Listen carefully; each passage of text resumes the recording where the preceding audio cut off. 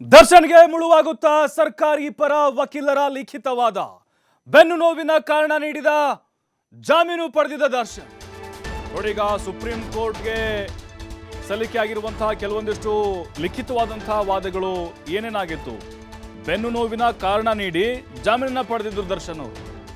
ಆದರೆ ಮರುದಿನವೇ ಚಿತ್ರ ಪ್ರದರ್ಶನದಲ್ಲಿ ಪಾಲ್ಗೊಂಡಿದ್ರು ಅಂತ ವಾದ ಬಂದಿದೆ. ಕೊಲೆ ನಡೆದ ಸ್ಥಳದಲ್ಲಿ ಪವಿತ್ರ ಗೌಡ, ದರ್ಶನ್ ಇಬ್ಬರು ಇದ್ರು.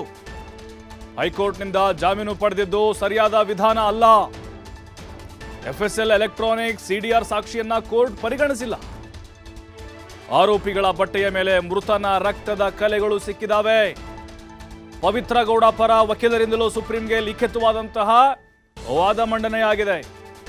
ಹಾಗಾದ್ರೆ ದರ್ಶನ್ಗೆ ಮುಳುವಾಗುತ್ತಾ ಸರ್ಕಾರಿ ಪರ ವಕೀಲರ ಈ ವಾದಗಳು ನೋಡಿ. ದರ್ಶನ್ಗೆ ಜಾಮೀನು ಕೊಟ್ಟಿದ್ದೆ ಇದೇ ಕಾರಣಕ್ಕೋಸ್ಕರ. ಮಧ್ಯಂತರ ಒಂದು ಜಾಮೀನು ಸಿಕ್ತವ್ರಿಗೆ, ಆಪರೇಷನ್ ಮಾಡಿಸ್ಕೊಳ್ಬೇಕು ಅಂಥೇಳಿ ಒಂದು 30 ದಿನಗಳ ಕಾಲ ಬಂದರು, ಅಡ್ಮಿಟ್ ಕೂಡ ಆದರು ರಾಜರಾಜೇಶ್ವರ ನಗರದಲ್ಲಿ. ಮತ್ತು ಅಲ್ಲಿದ್ಕೊಂಡೇ ರೆಗ್ಯುಲರ್ ಬೇಲ್ಗೆ ಅರ್ಜಿನ ಹಾಕಿದ್ರು. ರೆಗ್ಯುಲರ್ ಬೇಲ್ ಸಿಕ್ಬಿಡ್ತವ್ರಿಗೆ. ಪ್ರಮುಖವಾದಂಥ ಕಾರಣ ಅವ್ರಿಗೆ ಜಾಮೀನು ಸಿಗಲಿಕ್ಕೆ ಅವರಿಗೆ ಶಸ್ತ್ರಚಿಕಿತ್ಸೆ ಆಗಬೇಕು ಅಂತೇಳಿ. ಆದರೆ ಈಗ ಸರ್ಕಾರಿ ಪರ ವಕೀಲರು ಆ ಲಿಖಿತ ವಾದವನ್ನು ಕೊಟ್ಟಿರೋದು ಸುಪ್ರೀಂ ಕೋರ್ಟ್ಗೆ. ಬೆನ್ನು ನೋವಿನ ಕಾರಣವನ್ನು ನೀಡಿ ಇವರು ಜಾಮೀನು ಪಡ್ಕೊಂಡ್ರಲ್ವಾ. ಆದರೆ ಏನಾಯಿತು, ಮರುದಿನನೇ ಶೂಟಿಂಗ್ ಹೋಗಿದ್ರಲ್ವಾ, ಅಂದರೆ ಅದು ಸುಳ್ಳಂತ ಆಯ್ತಲ್ವಾ. ಈ ಬಗ್ಗೆ ಮತ್ತಷ್ಟು ಮಾಹಿತಿ ಸಂತೋಷ್ ಪಟೇಲ್ ನೀಡ್ತಾರೆ. ಸಂತೋಷ್ ಪಟೇಲ್, ಸುಪ್ರೀಂ ಕೋರ್ಟ್ನಲ್ಲಿ ದರ್ಶನ್ ಅವರ ಜಾಮೀನು ಅರ್ಜಿಯ ಭವಿಷ್ಯ ನಿಂತಿದೆ.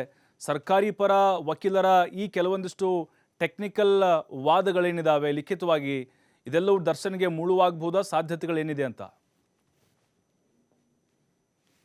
ಪ್ರಭು, ಏನು ದರ್ಶನ್ ಕೇಸ್ನಲ್ಲಿ ಈಗಾಗಲೇ ಪವಿತ್ರ ಗೌಡ ಮತ್ತು ದರ್ಶನ್ಗೆ ಸಂಬಂಧಪಟ್ಟಾಗ ಈಗಾಗಲೇ ವಾದ ಮತ್ತು ಪ್ರತಿವಾದ ಎರಡು ಕೂಡ ನಡೆದಿತ್ತು. ಉಳಿದಂತೆ ಇನ್ನ ಅಕ್ಯೂಸ್ಡ್ಗಳು ಏನಿದೆ, ಒಟ್ಟು 7 ಜನ ಸುಪ್ರೀಂ ಕೋರ್ಟ್ ನಲ್ಲಿ 7 ಜನರ ವಿರುದ್ಧ ಪೊಲೀಸರು ಈಗಾಗಲೇ ಅವ್ರಿಗೆ ಸಿಕ್ಕಿದಂತ ಜಾಮೀನು ಇತ್ತು, ಅದನ್ನ ಚಾಲೆಂಜ್ ಮಾಡಿರುವಂತದ್ದು.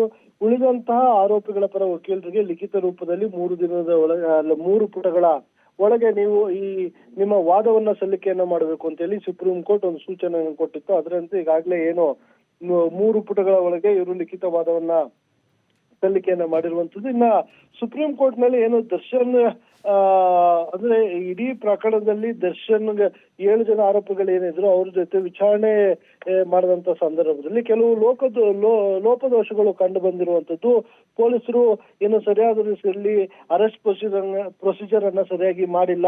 ಗ್ರೌಂಡ್ಸ್ ಆಫ್ ಅರೆಸ್ಟ್ ಏನಿದೆ, ಸಾಕ್ಷಿಗಳ ಹೇಳಿಕೆ ಏನಿದೆ, ಇದೆಲ್ಲವೂ ಕೂಡ ವಿಳಂಬವಾಗಿರುವಂತದ್ದು. ತನಿಖಾ ಸಂದರ್ಭದಲ್ಲಿ ಪೊಲೀಸರು ಮಾಡಿರುವಂತಹ ಲೂಪ್ ಹೋಲ್ಸ್ ಗಳೇನಿದೆ, ಸೊ ಅವೆಲ್ಲವನ್ನು ಕೂಡ ಆರೋಪಿಗಳ ಪರ ವಕೀಲರುಗಳು ಉಲ್ಲೇಖವನ್ನು ಮಾಡಿ ಆ ಒಂದು 3 ಪುಟಗಳ ಲಿಖಿತವಾದದಲ್ಲಿ ಸಲ್ಲಿಕೆಯನ್ನ ಮಾಡಿರುವಂತದ್ದು. ಅದೇ ರೀತಿಯಾಗಿ ಇನ್ನ ದರ್ಶನ್ ಕೂಡ ಜಾಮೀನು ಸಿಕ್ಕ ಬಳಿಕ ಏನು ಕೋರ್ಟ್ ಸೂಚನೆಗಳನ್ನ ಕೊಟ್ಟಿತ್ತು, ಆ ಕೋರ್ಟ್ ನ ಸೂಚನೆಯಂತೆ ಇವತ್ತವರೆಗೂ ಕೂಡ ನಡ್ಕೊಂಡ್ ಬಂದಿದ್ದಾರೆ. ಪ್ರತಿ ಬಾರಿ ಕೋರ್ಟ್ಗಳಿಗೆ ಹಾಜರಾಗಿದ್ದಾರೆ. ಅನಾರೋಗ್ಯದ ಸಂದರ್ಭವನ್ನು ಹೊರತುಪಡಿಸಿ ಅದಷ್ಟೇ ಅಲ್ಲದೆ ಈ ದೇಶವನ್ನು ಬಿಟ್ಟು, ಅಂದ್ರೆ ನ್ಯಾಯಾಲಯದ ವ್ಯಾಪ್ತಿಯನ್ನು ಬಿಟ್ಟು ಇಲ್ಲೇ ಹೋಗ್ಬೇಕು ಅಂತ ಹೇಳಿದ್ರು ನ್ಯಾಯಾಲಯದ ಅನುಮತಿಯನ್ನ ಪಡ್ಕೊಂಡು ಕಾನೂನಿನ ಮುಖಾಂತರವಾಗಿ ಕಾನೂನನ್ನ ಪಾಲನೆ ಮಾಡೋ ಮುಖಾಂತರನೇ ಹೊರಗೋಗಿರುವಂತದ್ದು ಅನ್ನೋದನ್ನು ಕೂಡ ಅದರಲ್ಲಿ ಉಲ್ಲೇಖವನ್ನು ಮಾಡಿದ್ರು. ಅದೇ ರೀತಿಯಾಗಿ ಪವಿತ್ರ ಗೌಡ ಪರ ವಕೀಲರು ಕೂಡ ಅದರಲ್ಲಿ ಕೆಲ ಅಂಶಗಳನ್ನು ಉಲ್ಲೇಖವನ್ನು ಮಾಡಿರುವಂತದ್ದು. ಇವರು ಅಲ್ಲಿ ಹೋಗಿತ್ತು ನಿಜ, ಆಕೆ ಚಪ್ಪಲಿಯಲ್ಲಿ ಹೊಡೆದಿರುವಂತದ್ದಷ್ಟೇ, ಆಕೆ ಯಾವುದೇ ರೀತಿಯ ಕಿಡ್ನಾಪ್ ಆಗ್ಲಿ ಕೊಲೆ ಆಗ್ಲಿ ಭಾಗಿಯಾಗಿಲ್ಲ. ಅದ್ರ ಜೊತೆಗೆ ಪವಿತ್ರ ಗೌಡಗೆ ಒಬ್ಬಳು ಮಗಳು ಕೂಡ ಇದ್ದಾಳೆ. ಸೊ ಮಗಳಿಗೆ ತಾಯಿಯ ಪ್ರೀತಿ ಅವಶ್ಯಕತೆ ಸಾಕಷ್ಟು ಇರುತ್ತೆ. ಇದೆಲ್ಲವನ್ನು ಕೂಡ ನ್ಯಾಯಾಲಯ ಗಮನದಲ್ಲಿ ಇಟ್ಕೊಂಡು ತೀರ್ಪನ್ನ ಕೊಡಬೇಕು, ಆದೇಶವನ್ನು ಕೊಡಬೇಕು ಅಂತ ಮನವಿಯನ್ನ ಮಾಡ್ಕೊಂಡಿರುವಂತದ್ದು. ಸದ್ಯ ಏನು 3 ಪುಟಗಳಲ್ಲಿ ಲಿಖಿತವಾದವನ್ನ ಸಲ್ಲಿಕೆಯನ್ನು ಸಂತೋಷ್ ಹಂಗೇರಿ ಸಂತೋಷ್, ಮತ್ತೆ ಮಾಹಿತಿ ತೆಗೆದುಕೊಳ್ತೀನಿ. ಇನ್ನೊಂದು ಅಪ್ಡೇಟ್ ಇದೆ, ಬ್ರೇಕಿಂಗು.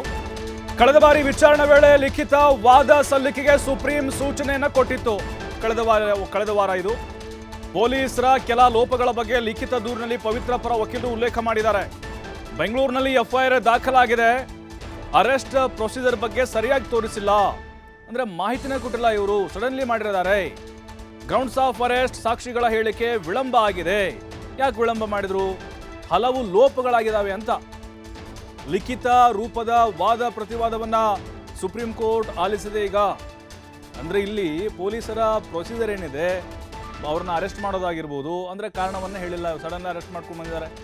ಜೊತೆಗೆ ಸಾಕ್ಷಿಗಳ ಹೇಳಿಕೆ ಏನಿದೆ ಅದನ್ನು ವಿಳಂಬ ಮಾಡಿದ್ದಾರೆ ಇವರು. ಹೀಗಾಗಿನೇ ಈ ಎಲ್ಲ ಅಂಶಗಳು ಪವಿತ್ರ ಪರ ವಕೀಲರು ಲಿಖಿತವಾಗಿ ಅಲ್ಲಿ ವಾದ ಅಂತೇಳಿ ಮೆನ್ಷನ್ ಮಾಡಿರೋದು. ಮತ್ತಷ್ಟು ಮಾಹಿತಿ ಸಂತೋಷ್ ಹೇಳ್ತಾರೆ. ಸಂತೋಷ್, ಈಗ ಪವಿತ್ರ ಪರ ವಕೀಲರದು ತಾವು ಹೇಳ್ತಾ ಇದ್ರಿ, ಅಂದರೆ ಈಗ ಪೊಲೀಸರ ಒಂದು ತನಿಖೆಯ ಆಯಾಮವೇ ಸರಿಯಿಲ್ಲ ಅನ್ನುವಂಥ ಅರ್ಥನ ಹೇಗಿಲ್ಲ ಅಂತ?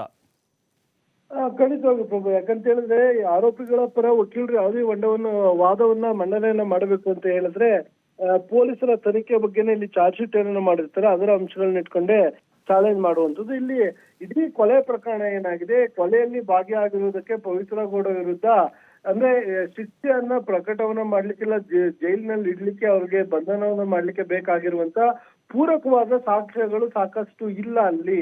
ಸೊ ಆದ್ರೂ ಕೂಡ ಇವರ ಆರೋಪಿಯನ್ನ ಮಾಡಲಾಗಿದೆ ಅಂತ ಹೇಳಿ ಒಂದು ಉಲ್ಲೇಖವನ್ನ ಮಾಡಿರುವಂತದ್ದು. ಅದರ ಜೊತೆಗೆ ಕೇವಲ ಹೋಗಿ ಅವರು ಮಹಿಳೆ ಚಪ್ಪಲಿನಲ್ಲಿ ಹೊಡೆದ ತಕ್ಷಣ ಆತನ ಕೊಲೆ ಆಗುತ್ತೆ, ಸತ್ತೋಗ್ಬಿಡ್ತಾನೆ ಅಂತೇಳಿ ಹೇಳಲಿಕ್ಕಾಗಲ್ಲ.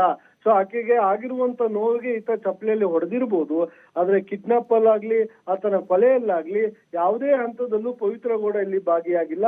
ಹೀಗಾಗಿ ಆಕೆಗೆ ಏನು ಜಾಮೀನು ಅರ್ಜಿ ಏನಿದೆ ಅದನ್ನ ರದ್ದು ಮಾಡಬಾರ್ದು. ಅದಷ್ಟೇ ಅಲ್ಲದೆ ಇನ್ನ ಹ್ಯುಮ್ಯಾನಿಟಿ ಆಂಗಲ್ ಅಲ್ಲಿ ನೋಡೋದಾದ್ರೆ ಏನ್ ಪವಿತ್ರ ಗೌಡ ಏನಿದ್ದಾಳೆ, ಈಕೆಗೆ ಒಬ್ಳು ಮಗು ಕೂಡ ಇದ್ದಾಳೆ. ಆ ಮಗುವಿನ ಭವಿಷ್ಯ ಕೂಡ ಇಂಪಾರ್ಟೆಂಟ್ ಆಗುತ್ತೆ, ಆ ಮಗುಗೆ ತಾಯಿಯ ಪ್ರೀತಿ ಬೇಕಾಗುತ್ತೆ.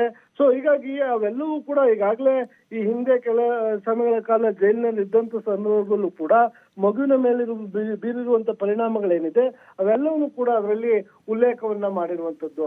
ಅದಷ್ಟೇ ಅಲ್ಲದೆ ಇನ್ನ ದರ್ಶನ್ದು ಕೂಡ ಅದೇ ರೀತಿಯಾಗಿ ನ್ಯಾಯಾಲಯಕ್ಕೆ ಮಾಹಿತಿಯನ್ನ ಕೊಟ್ಟಿದ್ದಾರೆ.